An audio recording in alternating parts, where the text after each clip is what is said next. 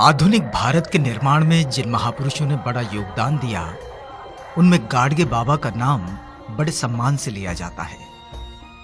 गाडगे बाबा ने अपने लिए साधु या संत जैसे विशेषण कभी स्वीकार नहीं किए, लेकिन लोग उन्हें संत मानते रहे।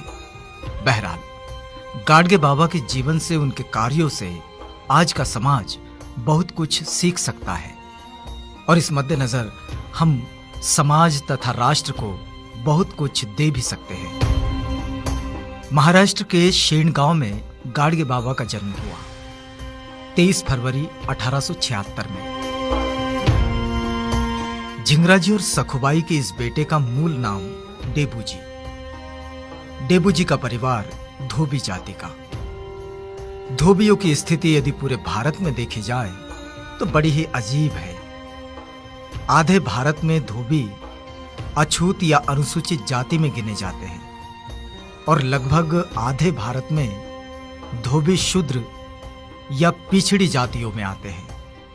लेकिन धोबियों का काम परंपरा से यही रहा है कि पूरे गांव के मैले कपड़े इकट्ठे करना और फिर उन्हें धोकर साफ करके उनके घर पहुंचाना और अपनी रोटी पाना। डेबू के पिता झिंगराजी की स्थिति कुछ अलग थी। डेबू जी के पिता उनके दादा राणो जी के इकलौते बेटे थे। न कोई भाई न बहन, और झिंगराजी के चाचा को भी कोई बच्चा नहीं था। ऐसे में परिवार की खेती बाड़ी झिंगराजी को ही मिली। ऐसे में उनकी आर्थिक स्थिति थोड़ी ठीक कही जा सकती है, लेकिन धार्मिक आडंबर और कर्मकांड, इनसे तो डेबू जी का परिवार मुक्त नहीं था। और ऐसे में पिता झिंगराजी को शराब की लत, सारी खेती बाड़ी कर्जे में डूब गई। 2 वक्त की रोटी के लिए मोहताज हो गया डेबू जी का परिवार। ऐसे में झिंगराजी के मौसेरे भाई यादव और जयराम इस पूरे परिवार को अपने गांव ले गए। लेकिन कुछ ही दिनों में झिंगराजी ने दम तोड़ दिया। अब स्थिति और भी बुरी हो गई। ऐसे में डेबू जी के नाना हम्बीर राव जी बेटी सखुबाई और नाती डेबू जी को लेकर दापुरे आ गए। दापुरे मतलब डेबू जी का नैनिहाल। इस वक्त डेबू जी की उम्र कुछ 6-7 साल की रही होगी। वैसे ये उम्र तो स्कूल जाने की है, लेकिन उस वक्त पिछड़ी जातियों के पढ़ने लिखने वाली बात तो बेमानी थी। डेबू जी मामा चंद्रभान के साथ हो लिया और मवेशियों को चराई पर ले जाने लगा। इसमें एक विशेष बात थी। गांव के और भी बच्चे जो अपने अपने मवेशियों को लेकर आते थे, उन सब की डेबू जी ने टोली बना ली और सब गायों को नदी किनारे इकट्ठा करने के बाद ये सब चरवाहे मिलकर रोटी खाते, नाचते, खेलते और उस परिवेश के हिसाब से भजन भी गाते। अब ये डेबू जी की दिनचर्या में शामिल हो गया। सुबह जल्दी उठना, गौशाला की सफाई करना और फिर तैयारी करके मवेशियों को लेकर नदी किनारे जाना और फिर वही गाना बजाना। इस समय डेबू जी और मंडली के मृदंग यानी टीन का डिब्बा हुआ करता था और पत्थर बन जाते थे झांझ। अब चूंकि कुछ पढ़ाई लिखाई तो थी ही नहीं, तो जो भजन औरों से सुने जाते थे वही ये मंडली दोहराती थी। लेकिन इसमें डेबू जी का रियाज इतना अच्छा हो गया कि उन्हें गांव के मंदिर और सार्वजनिक स्थलों पर भजन गाने के लिए अवसर दिया जाने लगा। डेबू जी गाते अच्छा थे, तो आसपास के गांव में भी ये दोपुर गांव की भजन मंडली गाने लगी। लेकिन मामा चंद्रभान और मां सखुबाई, इन्हें डेबू जी का इस तरह भजन गाना अच्छा नहीं लगता। फिर भी डेबू जी के भजन जारी रहे। कभी कभी ये भजन 1-2 सप्ताह तक भी चलते थे और फिर अंतिम दिन प्रसाद या सामूहिक भोजन का कार्यक्रम हुआ करता था। तो डेबू जी का मानना था कि हम सब तो हमेशा ही अच्छा भोजन करते हैं, लेकिन ये जो गरीब, भूखे, भिखारी, बेसहारा लोग हैं, इन्हें रूखी सूखी भी नहीं मिलती, तो इन्हीं लोगों को खाना खिलाया जाए। यही पूजा का असली भोग है। डेबू जी के विचार बहुत परिपक्व तो नहीं कहे जा सकते, लेकिन उनकी उम्र के हिसाब से मानवतावादी सामाजिक समझ उनमें विकसित हो गई थी। और शायद यही डेबू जी के जीवन में समाज सुधार आंदोलन की नींव पड़ी। गांव में डेबू जी की बढ़ती साख और अपने कार्य के प्रति लगन से डेबू जी अपने मामा के बड़े प्रिय हो गए। लेकिन मामा चंद्रभान जी के मन में एक बात बड़ी खलती थी कि डेबू जी एक चरवाहा के रूप में अपना जीवन बिताएं। उन्होंने डेबू जी को खेती किसानी में लगा दिया। डेबू जी तो बस काम करने में यकीन रखते थे। उन्होंने थोड़े ही दिनों में खेती किसानी की बारीकियां सीख ली और बैलों से दोस्ती कर ली, लेकिन भजन नहीं छूटा। डेबू जी की भजन मंडली पूरे इलाके में प्रसिद्ध हो गई। अब डेबू जी के विवाह की बात चलने लगी। चूंकि डेबू जी मामा के पास रहते थे और अपनी जमीन जायदाद के नाम पर तो उनके पास कुछ था नहीं, तो लड़की वाले डेबू जी के यहां लड़की ब्याहने के लिए कतराते थे। लेकिन फिर भी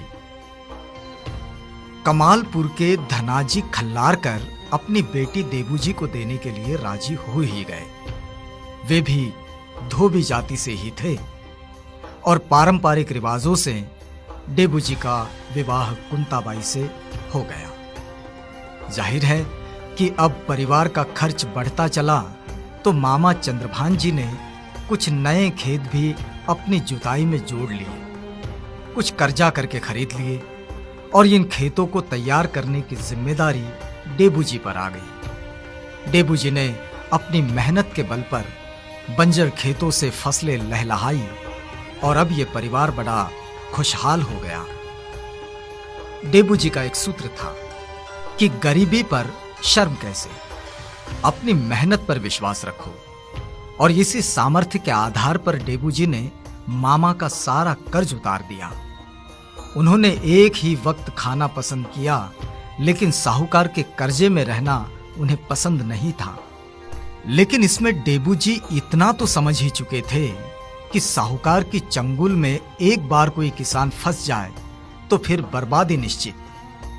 इसलिए वे कर्जे से हमेशा सावधान रहते थे। साहूकार के बेईमानी की एक घटना ऐसी भी है, जब ब्याज पर ब्याज लगा के साहूकार डेबू जी के मामा का खेत हड़पने आया था और डेबू जी ने साहूकार और उसके लोगों का डट कर मुकाबला किया। इसमें डेबू जी को बल प्रयोग भी करना पड़ा, लेकिन इससे फायदा यह हुआ कि साहूकार फिर कभी डेबू जी के रास्ते में नहीं आया। असमानता और अमानवीयता ये डेबू जी को बिल्कुल नहीं भाती। वे गांव में होने वाले भंडारे में सबको एक साथ एक पंक्ति में बिठाकर खाना खिलाते। गांव में ये डेबू जी ने ही शुरू किया, नहीं तो गांव में गरीब बेसहारा लोगों को खाना देने के नाम पर झूठन उनके सामने फेंक दिया जाता था। डेबू जी ने इसका जमकर विरोध किया और गांव वालों को धमकी दी कि ऐसा रहा तो मैं किसी भी कार्यक्रम में सम्मिलित नहीं होऊंगा। जातियां तोड़ने की दिशा में आपसी भाईचारे की संस्कृति डेबू जी ने इस तरह विकसित की। लोग धार्मिक परंपरा के नाम पर पाखंड और आडंबर को तवज्जो देते थे। ये बात डेबू जी को बिल्कुल पसंद नहीं आती और इन कुरीतियों को तोड़ने की शुरुआत डेबू जी ने अपने घर से ही की। बेटी के बारही में उन्होंने न तो किसी को शराब पिलाई और न ही मांस भोजन कराया। उनका स्पष्ट मानना था कि मांस खिलाना और शराब पिलाना ये कोई धर्म नहीं है। डेबू जी का जीवन अनुभव इतना गहरा था कि किसी पढ़े लिखे व्यक्ति को भी शर्म आ जाए। वे सुबह जल्दी उठते और हाथ में खरेटा लेकर अपने आसपास का परिसर तथा नदी तक जाने वाला रास्ता साफ सुथरा और ठीक करा लेते। शुरू में तो लोग डेबू जी का ये कार्य देखकर अपने आप में शर्म महसूस करते थे, लेकिन बाद में धीरे धीरे वे सब डेबू जी की सोच से जुड़ते चले गए कि हमने अपने आसपास का परिसर साफ सुथरा एवं अच्छा रखना चाहिए। और इस अच्छी सोच के लिए अब सभी डेबू जी का आदर और सम्मान भी करने लगे। जरूरतमंदों की मदद करना, भूखों को खाना खिलाना, अंधविश्वासों को दूर भगाना, यही डेबू जी का नित्य क्रम हो गया।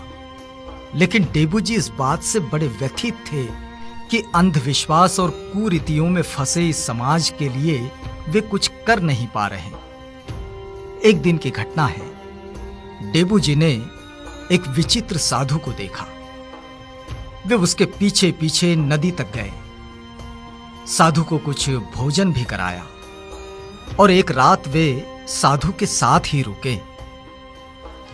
सुबह होने पर वो साधु वहां से चला गया, उसका तो कहीं पता नहीं चला। लेकिन डेबू जी में एक साधु का जन्म हो चुका था और अब वे समाज कार्य की ओर मुड़ गए। उन्होंने पारिवारिक जीवन त्याग दिया और अकेले ही रहने लगे। एक फटी पुरानी धोती कमर से बांध ली, एक हाथ में मिट्टी का बर्तन और दूसरे हाथ में लकड़ी लिए घर से निकल पड़े। मन में एक ही ध्येय था, अंधविश्वासों और दकियानुसी मान्यताओं में फंसे समाज के मन का मैल धो देना। लोग समझ नहीं पाते थे कि ये आदमी है कौन, जो एक रात से ज्यादा कहीं रुकता नहीं। अब डेबू जी के हाथ में झाड़ू उनका प्रतीक बन गया। वे जिस गांव में रुकते वहां की पूरी गंदगी साफ करते और लोग अचरज में पड़ जाते कि कोई साधु संत तो इस काम में पड़ता नहीं और कोई पागल ये काम कर सकता नहीं, तो इसे क्या कहें। जहां कहीं धार्मिक मेले लगते थे तो डेबू जी वहां पहुंचते और बिना कुछ कहे साफ सफाई के काम में जुट जाते। लोग समझ नहीं पाते थे कि मंदिरों में रखा पत्थरों का भगवान श्रेष्ठ है या मंदिर के बाहर गंदगी साफ कर रहा ये झाड़ू वाला। अब लोग डेबू जी को बड़े आदर से देखने लगे। डेबू जी लोगों से कहते, ये सुगंधित फूल पत्थरों की मूर्तियों को चढ़ाने के बजाय जरूरतमंदों की मदद करो, भूखों को खाना खिलाओ, तुम्हारा जन्म सफल हो जाएगा। अब डेबू जी का भजन कीर्तन और साफ सफाई अभियान सब तरफ फैल गया। डेबू जी के प्रति आदर की भावना में भी अब इजाफा हो चला और धोबी तो इस बात पर गौरवान्वित होते थे कि डेबू जी उनकी जाति से हैं। लेकिन डेबू जी ने जो रास्ता अख्तियार किया था वह जातियों से बाहर मानवीय संवेदनाओं का रास्ता था। वे अपने कीर्तनों से लोगों को सादा जीवन व्यतीत करने की सीख देने लगे। एक तरह से यही उनका जीवन मिशन बन गया। आज इस गांव में तो कल उस गांव में, लेकिन इस पूरे मिशन में डेबू जी बहुत पीछे छूट गया। हाथ में दिखने वाले मिट्टी के बर्तन ने उन्हें गाड़गे बाबा बना दिया। अब यही उनकी पहचान भी बन गई। गाड़गे बाबा सिर्फ महाराष्ट्र ही नहीं, सामान्य जनों को जागृत करने महाराष्ट्र के बाहर भी जाते रहे और अलग अलग जगह उन्हें अलग अलग नाम मिले। कोई उन्हें वट्टी साधु कहता तो कोई डेबू जी बुआ। दक्षिण ने तो उन्हें नाम दिया था गोधड़े महाराज। लेकिन जीवन का जो दर्शन गाड़गे बाबा ने प्रचारित किया वो मानवीय संवेदनाओं के विकास का दर्शन है। वे मनुष्यों से प्रेम करते रहे। भूखों को भरपेट खाना खिलाना ही सच्ची सेवा है, ये गाड़गे बाबा का मानना एक प्रभावी कीर्तनकार और समाज सुधारक के रूप में गाड़गे बाबा सब दूर प्रचारित होने लगे। उन्होंने कई धार्मिक स्थलों और मेलों में गरीब तथा अनाथ बेसहारा लोगों के लिए बड़ी बड़ी धर्मशालाएं बनवाई और उन धर्मशालाओं का प्रबंधन वहीं के लोगों का एक ट्रस्ट बनवाकर उन्हें ही सौंप दिया। गाड़गे बाबा अपने समकालीन महापुरुषों की अच्छी जानकारी रखते थे और उनसे उनके मधुर संबंध भी थे। लेकिन डॉक्टर बाबा साहब अम्बेडकर के साथ उनका संबंध बहुत गहरा रहा। वे कई बार एक दूसरे से मिले और दोनों एक दूसरे के कार्यों के प्रशंसक भी रहे। पंढरपुर की धर्मशाला जो गाड़गे बाबा ने अछूतों के लिए बनाई थी, डॉक्टर बाबा साहब अम्बेडकर को सौंप दी। गाड़गे बाबा एक स्वयं निर्मित समाज सेवी रहे।